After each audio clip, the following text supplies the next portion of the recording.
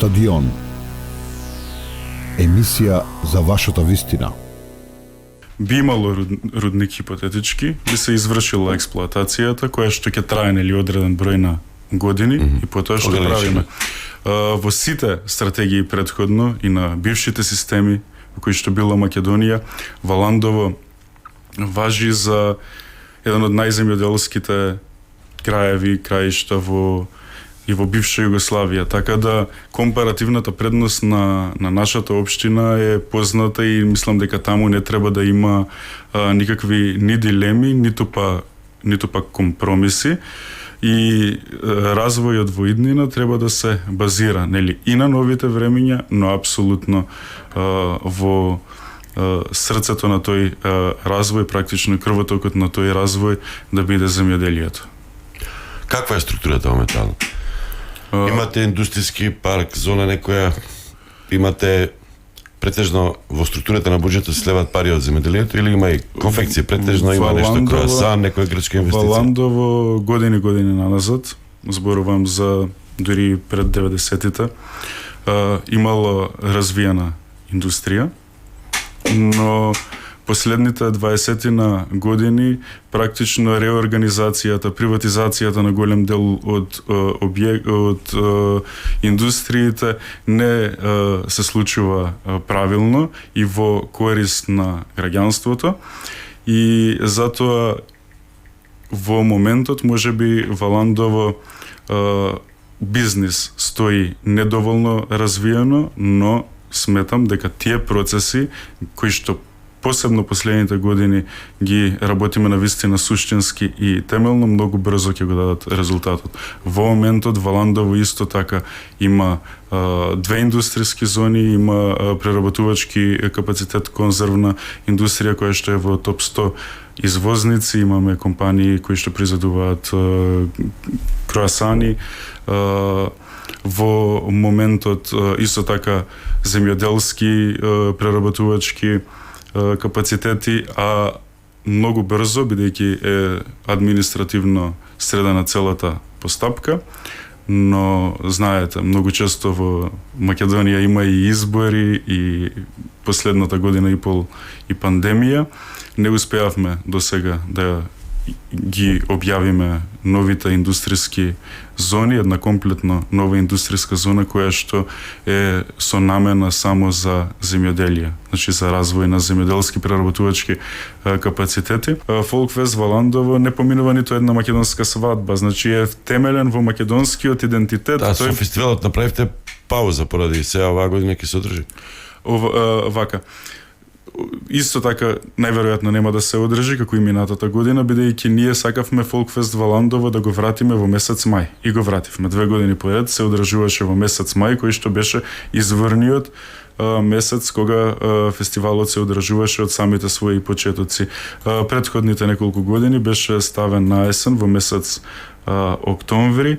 Минатата година зафати пандемијата, овој период, оваа година Фолкфест Валандово нели повторно не беа улеснети мерките во тој период околу мај, а Фолкфест сам по себе не значи само ден на одржување на фестивалот, бидејќи тоа е една гломазна манифестација од национален интерес, која што општина Валандово ја работи заедно и со Министерството за култура, каде што Фолкфест е единствен фестивал во државата со оркестар во живо, со фестивалски оркестар, се работи за голема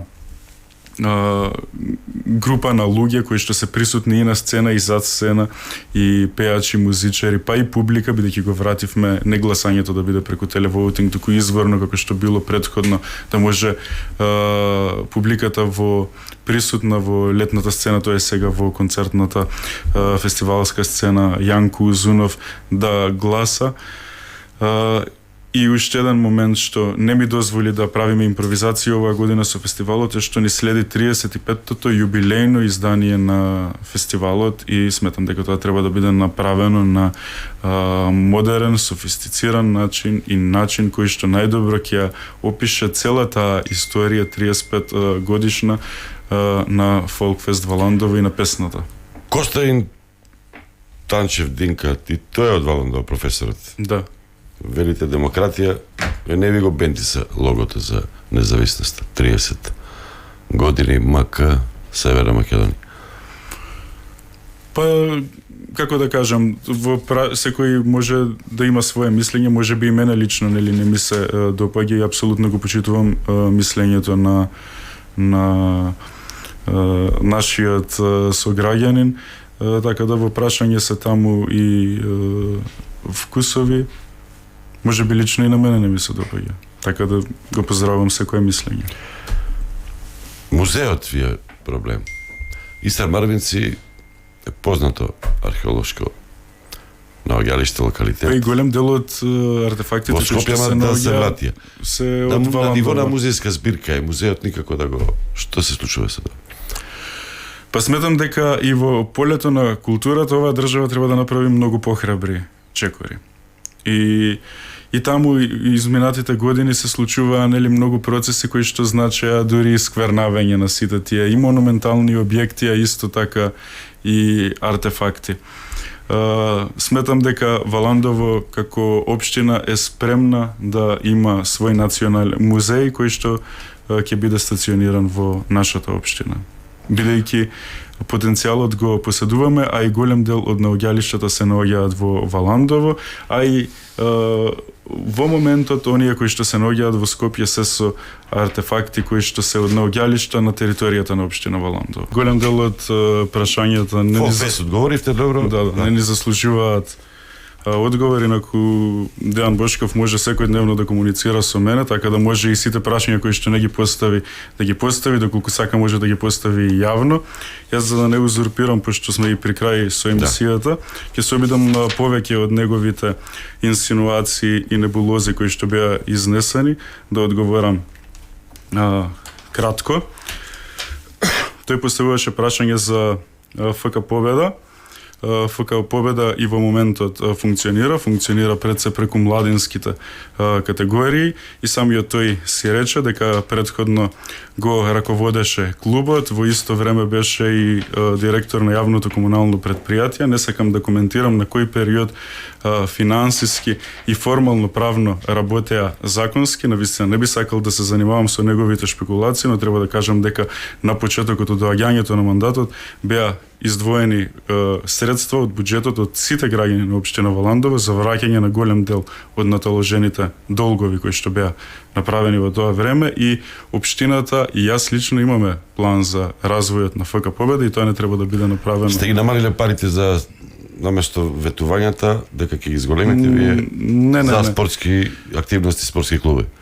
Воопшто не се намалени, а плюс на полето на спортот, на вистина и дискутиравме и претходно. Нели денес имаме големи успеси и како општина можеме да бидеме горди, еве што сме и шампиони во футсал и што општина Валандово ќе има свој репрезенти во Лигата на шампионите на Истар Марвинци.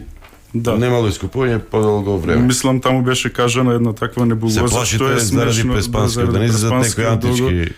Да, навистина мислам дека ова прашање не заслужува коментара. Претходно зборував дека голем дел од артефактите кои што се наоѓаат и низ националните музеи се од Валандово и затоа и државата треба заедно да направи похрабар чекор и да се направи дури и национален музеј во Валандово. Со автобусот тоа?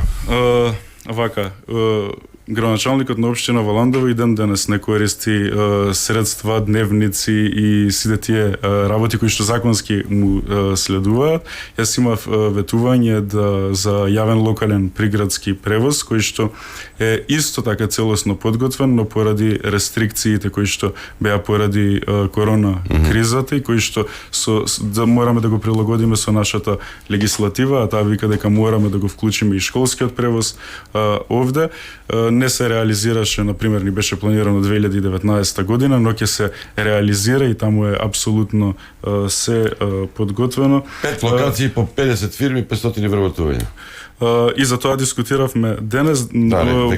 Да, повторно изнесуваше некои бројки кои што се шпекулативни и кои што се неточни. Намален број вработени за 300, а вработени 160 во администрација. Па како да ви кажам, се ова е апсурд што ние треба да го дискутираме. Како прво самиот тој работи во јавниот сектор, неговото поблиско семејство е ангажирано таму, на вистина, како да ви кажам, се дискутира за некои теми, јас не сакам да бидам таков, јас дури во Дејан Бошков гледам другар, не знам зошто тој во мене гледа само политичка конкуренција, треба да сватат дека они и како политичка партија ќе многу повеќе прогресираат во Валандово, кога ќе дадат идеи, а не само кога ќе напаѓаат. Против уличното осветлување, како да ви кажам, уште една небулоза, значи Валандово беше во првите 5 општини кои што преку јавно-приватно партнерство и ЕСКО модел реализираше промена на осветлувањето на целата територија на општината во енергетски ефикасно лето осветлување и истото е финансирано целосно од ЕСКО компанијата, а општината ја плаќа инвестицијата од заштедите кои што ги прави од заштедата на електрична енергија. Така да проект кој што е апсолутно битен за нас како земја, како локална самоуправа, кој што е позитивен пример од земјите кои што се веќе членки на Европската Унија, модел кој што го превземавме и го работат многу општини во Хрватска, така да кој што целосно е под регулатива на Министерството за економија, на Европската банка за обнова и развој, на Електротехничкиот факултет. полега, зашо ви оставиле 24 милиони денари, сега сте имале долг. Ама апсолутни небулози, значи доколку ги буџетот и јавните финанси се јавно достапни. Доколку си ги отворил денес утринава да прочита, ќе ја знаел состојбата на буџетот. Како прво дека сме наследиле 24 милиони е неточно. Општината наследи 14 милиони денари и од тие 14 милиони денари голем дел се тековни обврски кои што општината мора да си ги покрива, бидејќи, како да кажеме, само реконструкцијата на булеварот Првомајска кошта 16 милиони денари. Посебно дека не се гради ништо во Валандово и што сме направиле за земјоделието во моментот, во завршна фаза е, значи буквално 25 милионска инвестиција преку германска банка за нов систем за наводнување на Валандовското поле, а веќе се обезбедени и средства и ќе продолжи третата фаза. Валандово немал инвестиција за систем за наводнување или за било што уште од времето на бивша Југославија со таа вредност. Така да не мора само да се напаѓаме, треба да бидеме луѓе. Јас доколку сакам сега него да го напаѓам, пред целата македонска јавност можам да направам циркус и да го направам лом. Ви кажувам наискрено. Но пред се, ако си го сакаме Валандово, треба да покажеме на кој начин треба да се грижиме за Валандово. И навистина не ми се допаѓа што смета дека сега вика не ми се допаѓа Валандово во каква состојба. Кој го раководеше Валандово? Кој беше 8 години директор на јавното комунално предпријатие?